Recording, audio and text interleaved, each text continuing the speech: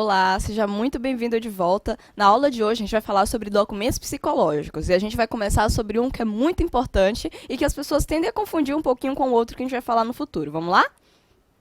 Então, a gente vai começar com essa questão, quero que você tente resolver em casa e no fim você vai ver como vai ficar bem mais fácil aqui comigo. Então, como eu falei para vocês, a gente vai falar sobre um documento que é muito importante e que é muito confundido também. A aula de hoje nós vamos falar sobre a declaração. E junto à declaração, a gente vai falar sobre o conceito e a finalidade e também a estrutura que esse documento tem. Vamos começar aqui, antes de falar sobre o conceito da declaração, eu quero expor a vocês todos os documentos psicológicos que existem, para que vocês já se familiarizem com os nomes e comecem a memorizar, porque isso é uma questão que cai bastante na prova. Então, a gente sabe que existe a declaração, que é o tema da aula de hoje, também existe o laudo, o atestado psicológico, o relatório e o parecer. Mas é muito importante saber que decorrentes da avaliação psicológica, nós só temos 3, que é o laudo, o atestado e o relatório. E juntos eles formam a palavra lá, tá? Só para ajudar vocês. Não se preocupem em memorizar agora, que a gente vai ter uma aula mais sobre isso, mas lembrem-se que temos esses documentos e nem todos eles são decorrentes da avaliação. Vamos começar falando sobre o conceito da declaração, que é o tema da aula de hoje. E eu vou dizer para vocês, vou chamar vocês para lerem comigo.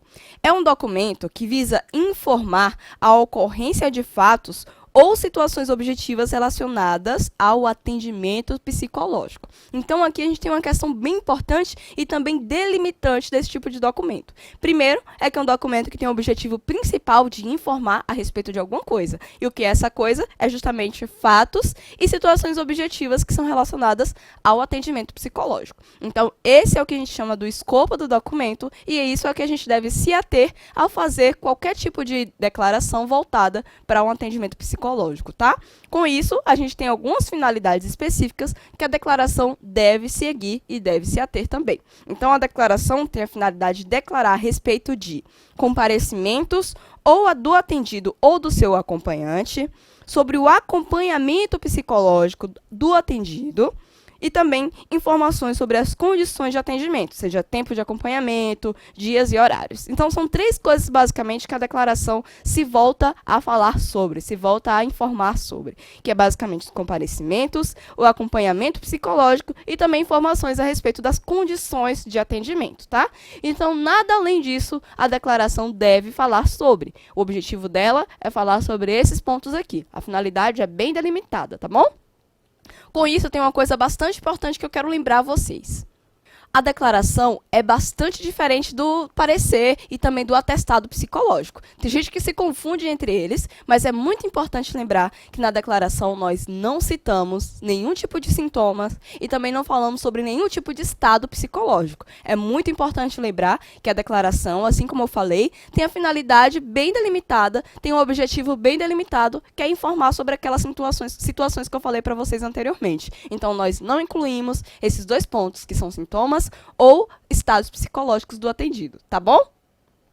Então, como eu falei, isso é uma coisa que eu quero que vocês memorizem bem, porque não pode cair na prova e eu não quero que vocês errem, hein? Nós não falamos sobre registro de sintomas e também não falamos sobre situações ou estados psicológicos. Isso aqui não faz parte do escopo da declaração. Espero que tenha ficado claro.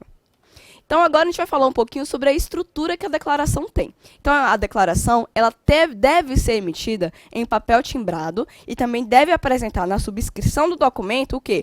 O carimbo, e nesse carimbo deve haver o nome e sobrenome do psicólogo junto à sua inscrição profissional. Então, o nome, sobrenome e provavelmente o seu CRP. Além disso, a declaração ela deve expor algumas características. E a primeira delas é o registro do nome e sobrenome do solicitante. Deve haver também a finalidade do documento, ou seja, para que eu vou estar escrevendo, né? Para que fins? É fins de comprovação, de declarar algum objetivo específico que me foi solicitado, né? Então, isso deve estar bem claro lá, a finalidade do documento. Além disso, você também deve registrar as informações solicitadas em relação ao atendimento. Se for o caso de falar sobre as informações objetivas do atendimento, como, por exemplo, dia e horário de atendimento, isso deve ser claramente declarado, tá? Porque isso faz parte da finalidade que a declaração tem. Além disso, deve estar sempre lá, bem claros, o registro do local e a data de expedição da declaração. E, no fim, deve ter o nome completo do psicólogo, sua inscrição e ou carimbo com as mesmas informações que foram aquelas que eu falei para vocês lá na frente. Mas lembre-se, gente, uma coisa bastante importante sobre esse carimbo aí. Ele não prescinde a assinatura. Então, deve ter o carimbo com suas informações, mas também deve ter a sua assinatura. Pode até parecer um pouco redundante, mas vocês vão ver que essas informações são muito importantes e pode ser cobrado na prova também. Então, agora que a gente já viu essas informações, é hora de responder aquela questão que eu deixei para vocês. Então, vamos lá, vamos ver juntos. A mãe de um menino que está recebendo atendimento psicológico solicita um documento que justifique para a empresa em que trabalha suas ausências motivadas pelo acompanhamento ao filho. De acordo com a resolução 007/2003, o psicólogo deverá emitir. Então, aqui essa pessoa, ela precisa de um documento. E qual é esse documento? A gente vai saber agora. Mas esse documento, de acordo com o enunciado dessa questão, precisa justificar para a empresa ausências motivadas pelo acompanhamento do filho. E qual documento que a gente falou hoje que tem a finalidade de falar sobre situações objetivas relacionadas ao atendimento? E uma dessas é falar sobre acompanhamento?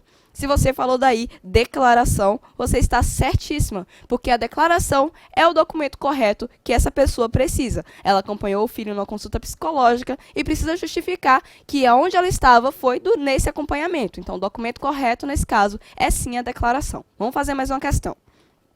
Essa aqui diz o seguinte: considerando o disposto na Resolução 007 do Conselho Federal de Psicologia, que inclui o manual de elaboração de documentos escritos produzidos pelo psicólogo, julgue os itens que se seguem. E os itens que nós vamos falar é esse aqui. A declaração expedida pelo psicólogo visa informar as condições de atendimento prestado, tais como o tempo de acompanhamento, o dia e a hora de sua realização. E aqui a gente tem que decidir se isso está certo ou errado. Vamos pensar um pouquinho na definição da declaração. E a gente viu que a declaração tem o objetivo realmente de informar, e nesse caso, uma das coisas que ela pode informar é justamente as condições do atendimento prestado. Logo, essa questão está certíssima. Vamos finalizar essa aula de hoje. Eu espero que tenha sido clara para você e eu espero que você também estude e compare a definição da declaração com a de outros documentos que você está estudando. Mas não saia daí que vai ter mais sobre isso, tá? Eu vejo você na próxima aula. Tchau!